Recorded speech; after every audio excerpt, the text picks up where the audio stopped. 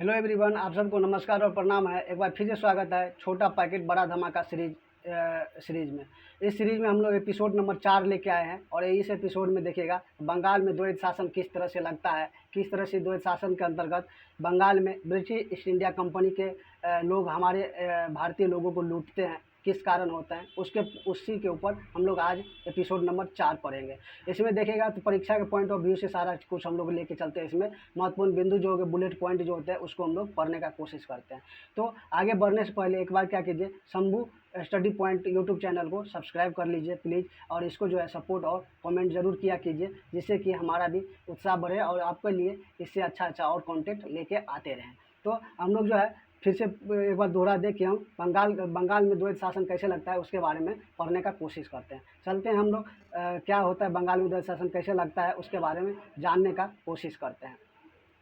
कह रहा है द्वैत शासन यानी डुअल रूल भी इसको क्या कहते हैं, डुअल रूल भी कहते हैं। बंगाल में मीर जाफर की मृत्यु हो जाती है। क्या होता है, जैसे ही देखिएगा इलाहाबाद के संधि होता है, इलाहाबाद के संधि के बाद देखिएगा कि मीर जाफर फिर से क्या बने, मीर जाफर का उसके बाद 1765 के बाद क्या होगा, मीर जाफर का मृत्यु होता है।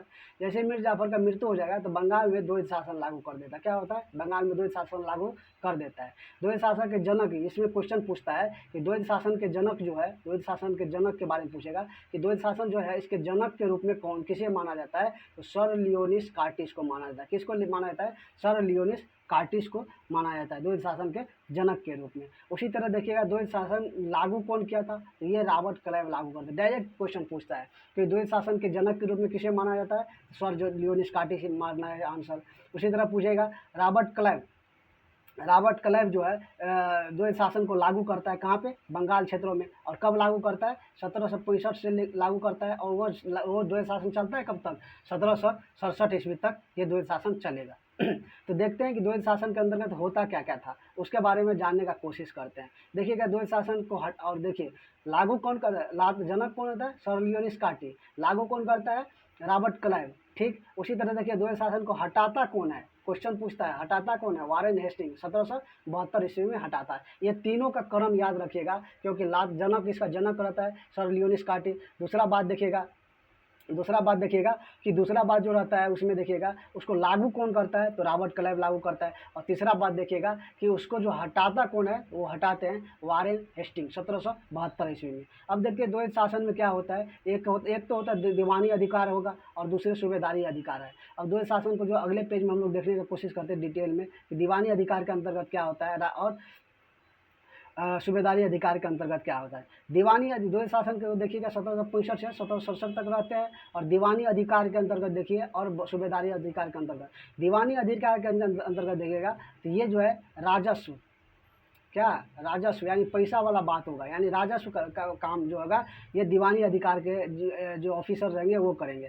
तो ये अधिकार ईस्ट इंडिया कंपनी के पास था। देखिए पैसा वाला जो भी बात था वो किसके पास चला जाता है, ईस्ट इंडिया कंपनी के पास चला जाता है। उसी तरह देखिएगा इसके तहत बंगाल के गवर्नर जनरल जो है, बंगाल के गवर्नर जो हुआ करते थे इस राजस्व वसूला करते थे। अब उस टाइम बंगाल के गवर्नर कौन हुआ करते थे, रॉबर्ट क्लाइव हुआ करते थे, क्योंकि 1765 में दोबारा वापस आए थे ये रॉबर्ट क्लाइव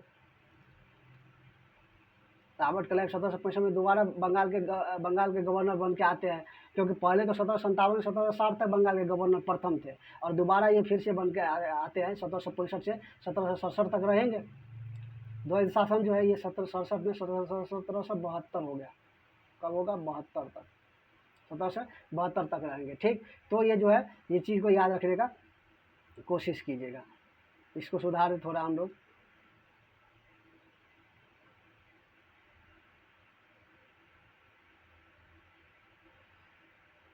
ये जो होगा 1772 होगा, क्या होगा, 1772 तक द्वैत शासन लागू रहता है। तो रॉबर्ट क्लाइव 1765 में आएगा, 1767 में चले जाते हैं। तो ये क्या दीवानी अधिकार के अंतर्गत क्या होता है, राजस्व वसूलने का काम, पैसा वाला काम किसके पास था, ईस्ट इंडिया कंपनी के पास। उसी तरह देखिएगा सूबेदारी अधिकार, ये जो अधिकार था कानून व्यवस्था वाला, ये कानून व्यवस्था यानी पुलिस व्यवस्था जो भी हुआ करता था कानून व्यवस्था वाला, वो अधिकार बंगाल के नवाब के पास छोड़ दिया था। क्या यानी आप जो है काम करके आप लो और पैसा हम क्या करेंगे, वसूलेंगे। इसका कहने का यही मतलब था।